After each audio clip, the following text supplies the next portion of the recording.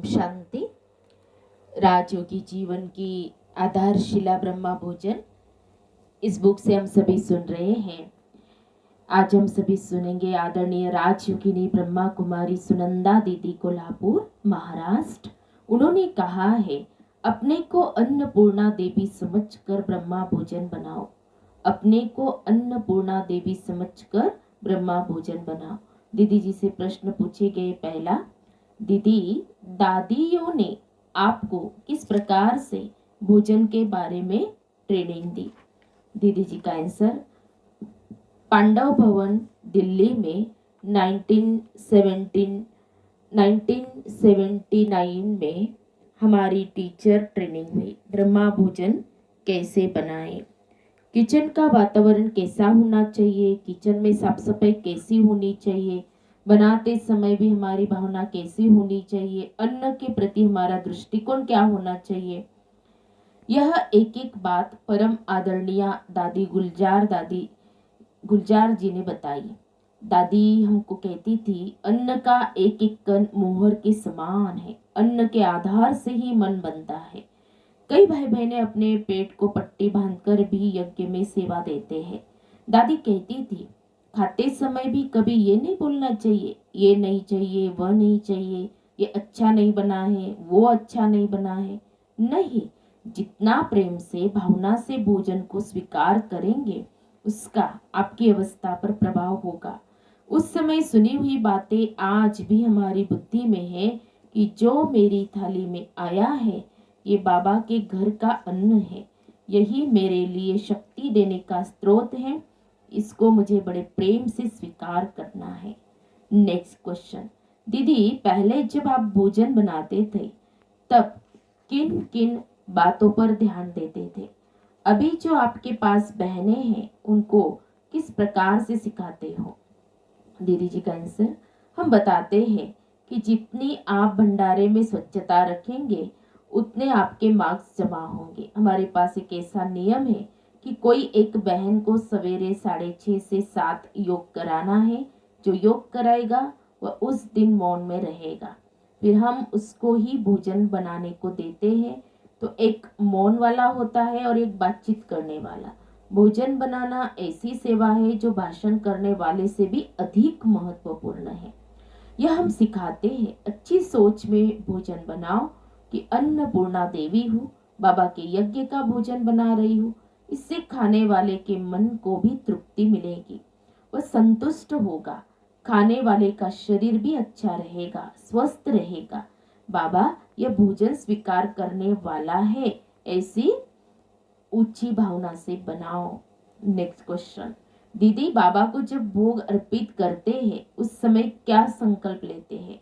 भोग लगाते समय किस प्रकार का विजन क्रिएट करते हैं? भोग लगाने के बाद क्या अनुभव होता है?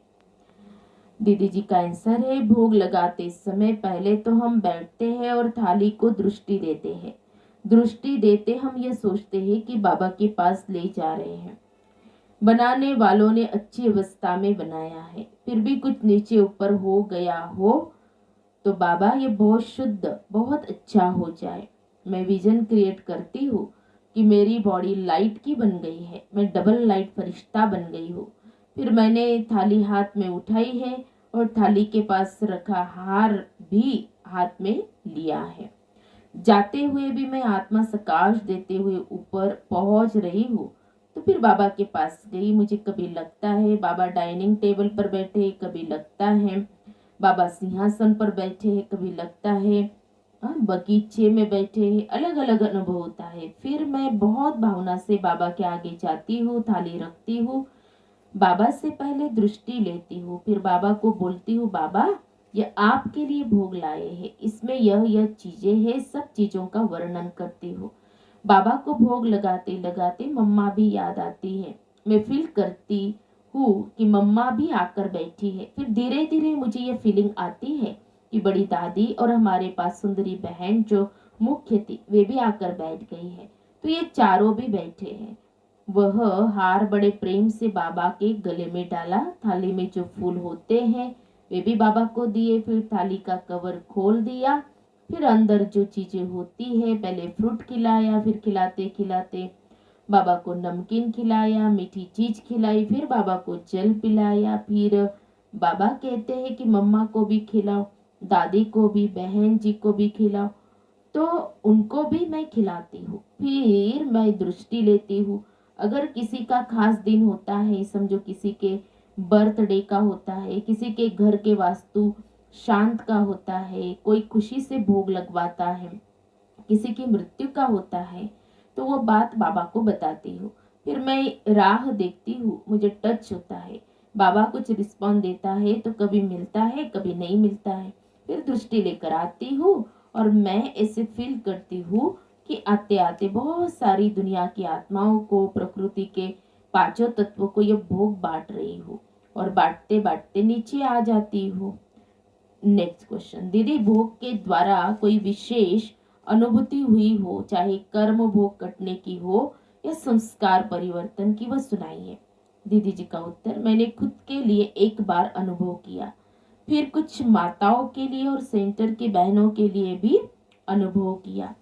किसी ने बताया कि मेरे अंदर अन्न जाता नहीं है, खाने की इच्छा नहीं होती, भूख नहीं लगती। इस बारे में बाबा से मीठी मीठी रोह रियान की तो मुझे आया कि इन्होंने अन्न देते समय किसी को तकलीफ दी है किसी जन्म में। अभी याद नहीं है। मैंने उनको कहा, और मैंने खुद के लिए भी किया, आप बाबा के कमरे में बैठो और बाबा को बोलो, बाबा मेरे अंदर अन्न नहीं जा रहा है, भूख नहीं लग रही है, हो सकता है मैंने किसी अन्य जन्म में या इस जन्म में भी किसी आत्मा को खाने पीने के लिए तकलीफ दी होगी, तो बाबा मुझे क्षमा कर देना। फिर बाबा को बोलो, जिस आत्मा को मैंने ये तकलीफ दी है उससे मैं दिल से माफी मांगती हूँ, और बाबा आप भी मुझे क्षमा करो, वो आत्मा भी मुझे क्षमा करे। फिर आप भोजन बनाकर बाबा के आगे रखो, बाबा को खिलाओ, और एक अलग थाली रखो, जैसे कि उस आत्मा के लिए आपको मालूम नहीं है वह आत्मा कौन है, वह आप छत पर या कहीं पर भी बाहर रख दो। बाबा की जो थाली है वो बाद में भोजन में मिक्स कर दो। तो ऐसे किया कईयों ने, मैंने खुद ने भी किया।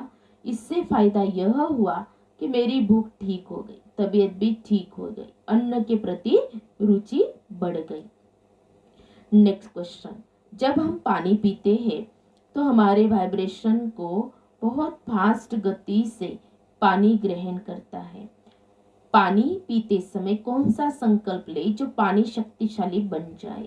दीदी जी का उत्तर, जल के ऊपर हम अधिकतर दो संकल्प करते, एक तो मैं पवित्र शुद्ध आत्मा हूँ, ये संकल्प करके उस जल को देखते हैं और ऐसे फील करते हैं कि शुद्ध संकल्प इसके अंदर जा रहे हैं, जल शुद्ध हो रहा है। ऐसे फील करते कि बाबा भी उस जल को दृष्टि दे रहा है, बाबा से पवित्रता की किरणें निकल रही है जो जल में जा रही है। बहुत शांति से संकल्प करते, गहराई से करते हैं। दूसरा, मास्टर सर्वशक्तिवान का संकल्प करते हैं। जल कोई भी चार्ज कर सकता है, परंतु महत्वपूर्ण यह है कि वह कितनी भावना और विश्वास से कर रहा है। बाबा के कमरे में बैठकर 10-15 मिनट योग करो, अच्छी स्थिति बनाओ, फिर आप जल को चार्ज करो। ला फिर नेक्स्ट क्वेश्चन, दीदी भोजन के प्रति किसी को कोई अलौकिक अनुभव हुआ है तो बताइए। दीदी जी का आंसर, कई बार कोई मरीज हॉस्पिटल में है, बहने गई है उसको देखने के लिए, या हम भी खुद जाते हैं तो उनको बोलकर आते हैं कि कल नाश्ता हम सेंटर से भेजेंगे, सूप भेज देंगे या कुछ चीजें बनाकर भेज देंगे। भले उनके घर से रोज आता है, वे बोलते बहन जी खाया नहीं जा रहा है, अच्छा नहीं लग रहा है, तो हम कहते हैं सेंटर से भेज देंगे। 1-2 दिन भेजते हैं, फिर तीसरे दिन संदेश आता है कि अभी मेरा सब ठीक हो गया है, अभी भोजन भी जा रहा है। ये अनुभव हमने कई लोगों से किया है।